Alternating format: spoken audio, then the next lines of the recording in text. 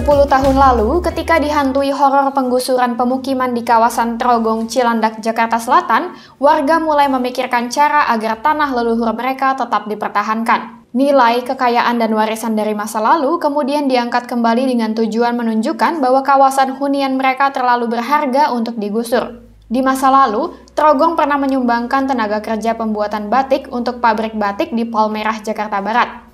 Cerita masa lalu itu membuat Mbak Aryani Tinasitio, seorang praktisi batik di RTC Batik Indonesia, terpanggil memulai usaha meningkatkan nilai tanah leluhurnya melalui pembuatan batik. Sebenarnya kegelisahan kami yang memiliki lokasi di Trogong, Cilandak Barat ini, berdekatan dengan Pondok Indah, berdekatan dengan Jalan Fatmawati, itu kan rawan dengan penggusuran.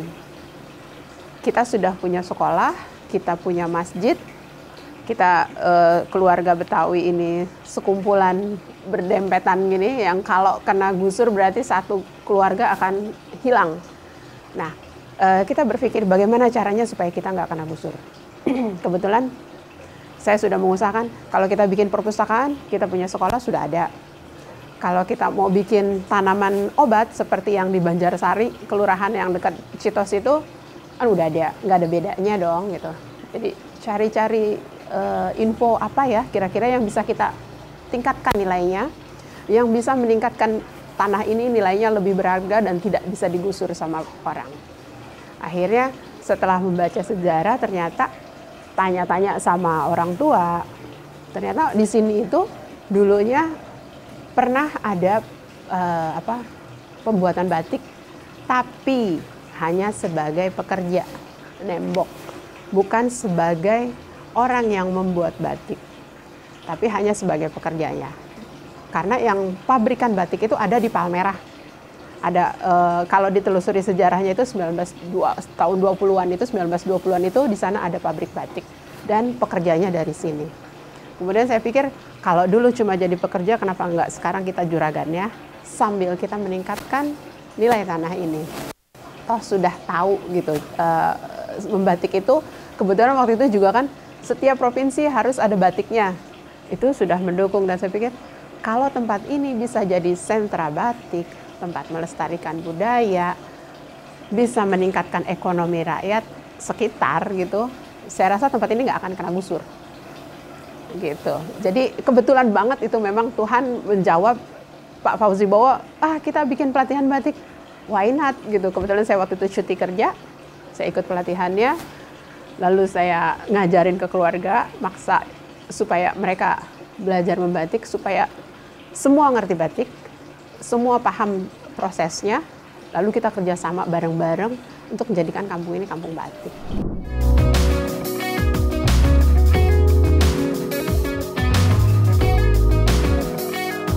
Sejak saat itu, Mbak Aryani mulai ikut kursus membatik yang diselenggarakan pemerintah Provinsi DKI Jakarta. Ilmu yang didapat dalam kursus ini kemudian diajarkan kepada warga sekitar. Komunitas pembatik ini lalu mulai bekerja sama untuk memproduksi batik. 10 tahun berlalu dan kini para praktisi batik di Trogong sudah bisa memproduksi dan memasarkan batik buatan mereka bahkan sampai ke luar negeri.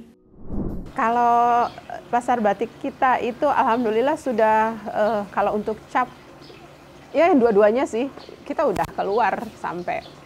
Karena pertama-tama kami produksi itu yang membantu kami adalah orang-orang dari luar negeri.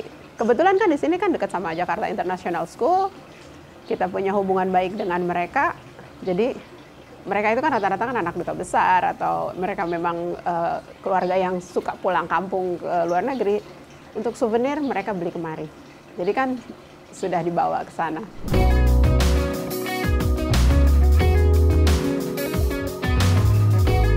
Ada dua jenis batik yang diproduksi RTC Batik Indonesia, yaitu batik cap dan batik tulis. Dengan memaksimalkan 20-an tenaga kerja yang ada, RTC Batik memproduksi 10 lembar batik cap sehari. Tidak seperti batik cap yang diproduksi sekian banyak per harinya, selembar batik tulis membutuhkan waktu 1 bulan produksi. Bisa sebulan 1 atau 2. Jadi tergantung kerumitan gambar. Ya, kalau dia gambarnya hanya kosong, gambar seperti ini tidak ada latarannya, selesainya cepat. Tapi kalau dia harus pakai lataran, dihias belakangnya, itu membutuhkan waktu yang lebih lama.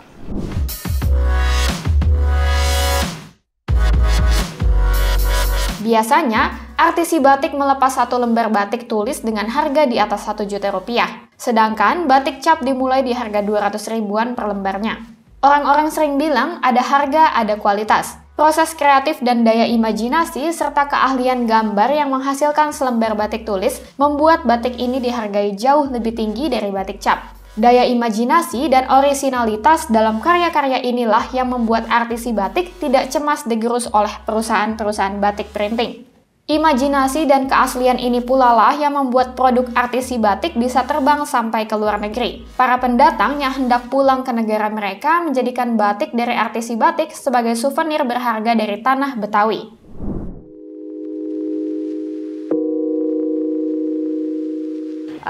Yang terakhir Belanda itu ada ibu-ibu beli batik cap di kita untuk oleh-olehnya, dan untuk batik tulis terakhir juga kemarin dibawa ke London kainnya.